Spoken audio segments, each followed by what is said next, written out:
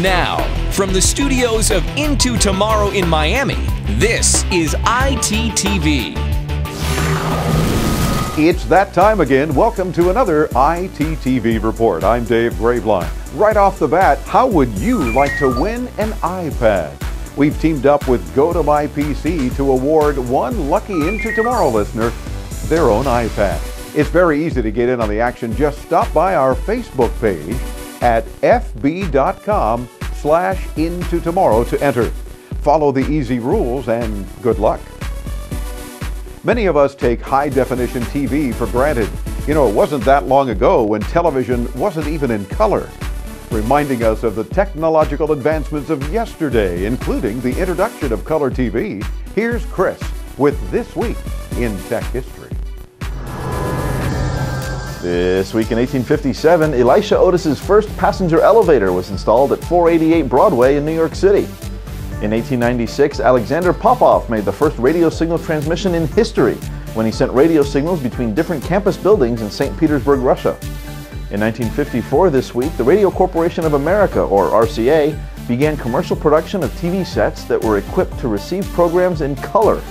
In 1958, CBS Labs introduced a new stereophonic record. A new, rich and fuller sound was heard. It eventually became a standard for record and equipment buyers. And this week in 2001, the Russian Mir space station was disposed of, breaking up in the atmosphere before falling into the southern Pacific Ocean near Fiji.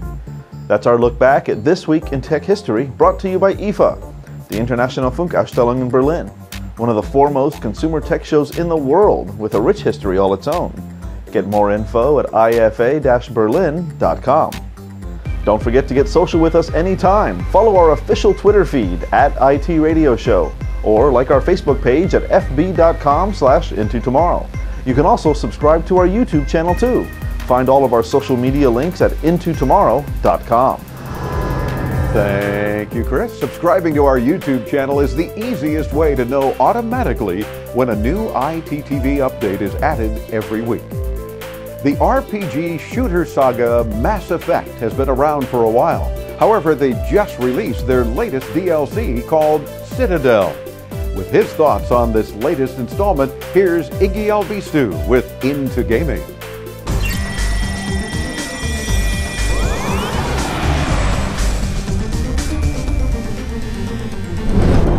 Thanks, Dave. Hello, viewers, and welcome to our second episode of Into Gaming. We're here on the gaming grid, and today we're going to look at the brand new DLC for the controversial and what I think to be one of the greatest RPG sagas ever, Mass Effect 3's Citadel. For those of you that don't know what DLC stands for, it means downloadable content, which is a separate part of a game that is usually released a few months after the game's release. In this case, the DLC was released a year after the game was. The DLC Citadel was released 2 weeks ago, and I have to say it had a mix of awesomeness and a bit of disappointment. Let's start with some of its greatness. First, Citadel brought us some closure with the characters of the Mass Effect trilogy. With this new DLC, gamers were given the opportunity to reconnect with squad mates from Mass Effect 1 and 2, as well as the romances. Now, all my squad mates survived Mass Effect 1 and 2, so I was able to see all the cutscenes for all the old characters, like Grunt, Miranda, Samara, and of course my favorite, Rex. Speaking of Rex, whoa Rex, calm down there. That's right, Mass Effect fans, Rex becomes a temporary squad mate in Citadel. Now, unfortunately, the new DLC did disappoint me a bit. For starters, Rex isn't a permanent squad mate. You only get to play with him during the Citadel DLC storyline. Also, I was hoping that with all hands on deck for this one, we would get all the old squad mates from Mass Effect 2, but I guess EA and BioWare only cared to give us Javik as the first, last, and only permanent squad mate. Last thing the Reapers hear before they die will be the last voice of the Protheans, sending them to their grave. Another little tidbit I had with Citadel is that EA and BioWare said that it would be the last DLC, which means the Alternate Appearance Pack 2 will not succeed the named Alternate Appearance Pack 1 so far. Overall, the Citadel DLC is for the hardcore Mass Effect fans.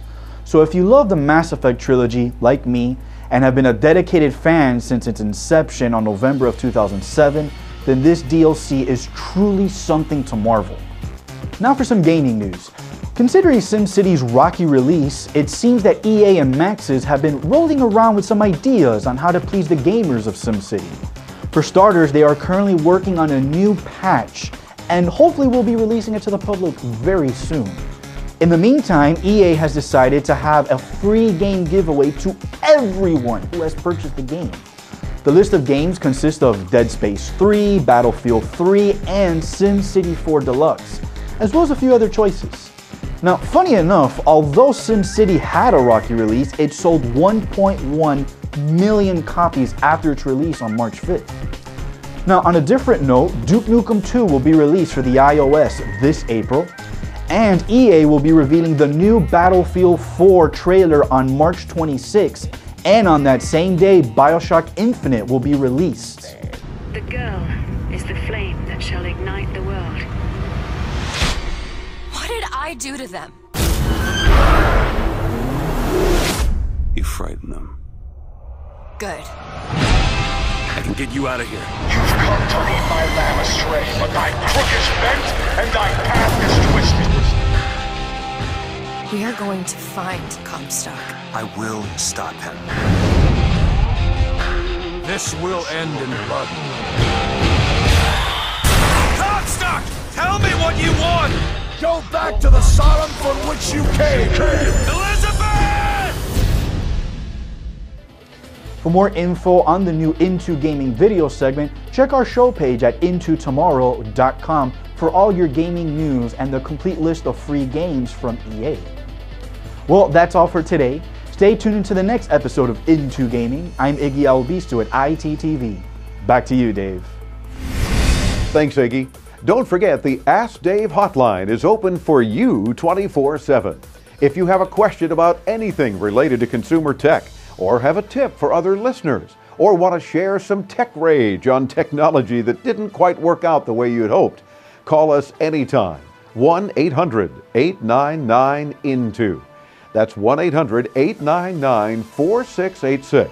When you hear your call on the air, you'll be entered to win some fabulous prizes every week.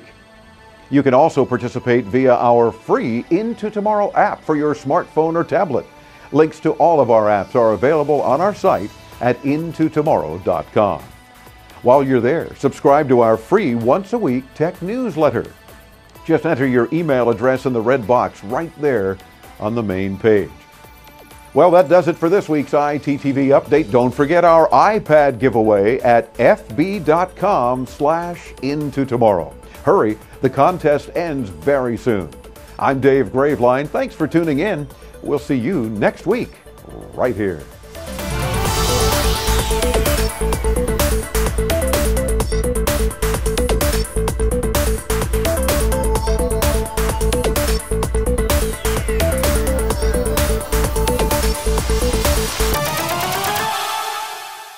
It means downloadable content, which is Oompa loompa doopa dee da.